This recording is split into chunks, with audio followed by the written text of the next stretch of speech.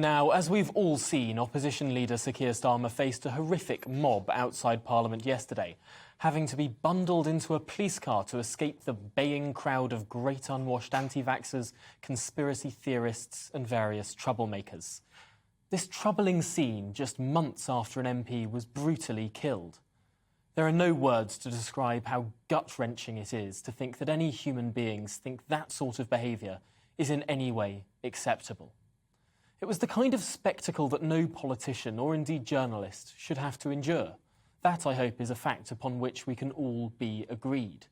Yet bizarrely this morning, much of the media, in a state of inexplicable groupthink, is running with the idea that it might have been the Prime Minister who's to blame. That it's Boris Johnson who incited this hateful mob. Really? Well, let's check the facts on this one. The people behind this were the same pathetic mob often seen traipsing around Westminster, which yesterday spawned from a rabble that first gathered outside Downing Street.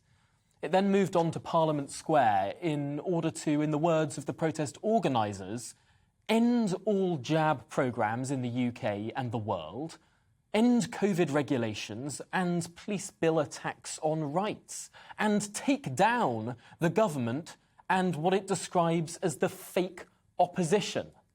Yes, take down the government and the opposition, with not one mention of Jimmy Savile. That was their advert. These were troublemakers who organised the loopy gatherings primarily to protest vaccinations and to, in their words, take down those in positions of authority.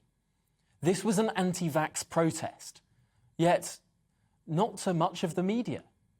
One of the most read newspapers in the country, the Metro, led this morning with Boris Johnson was last night accused of endangering Sir Keir Starmer's life after the Labour leader was surrounded by a mob shouting that he protected paedophiles such as Jimmy Savile. Not one mention of vaccines.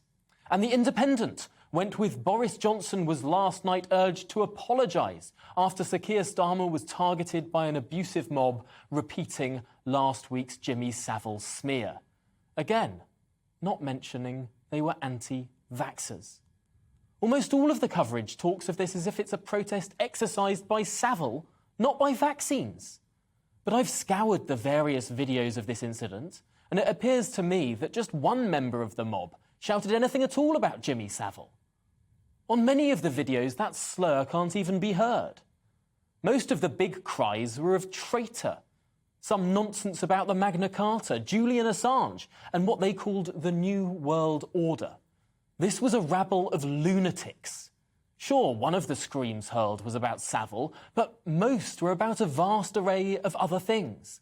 Is anyone seriously suggesting that had the Savile row not taken place last week, that this collection of Covid-radicalised anti-vax nutjobs would simply have ignored the leader of the opposition?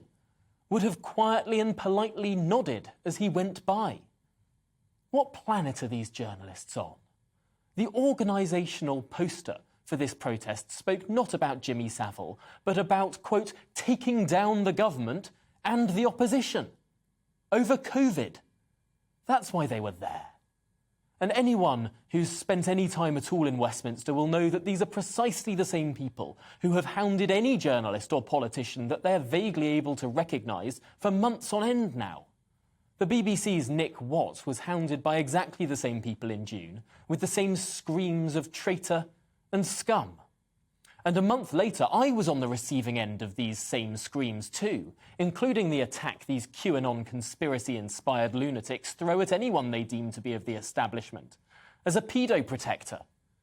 Yes, that jibe has been in their limited vocabulary for quite some time now. So is it really credible to suggest that had the row over Jimmy Savile not taken place last week, that this unruly mob would have simply ignored the leader of the opposition, would have stood back politely, would have hurled no abuse? In my view, to suggest anything of the sort would be to give these lowlives far too much credit. Again, most of the screams from this crowd of cretins were of traitor, Magna Carta and Julian Assange. The idea that these morons amassed because of a comment about the CPS prosecution record made at the dispatch box of the House of Commons last week is to stretch credibility beyond the bounds of reasonable logic.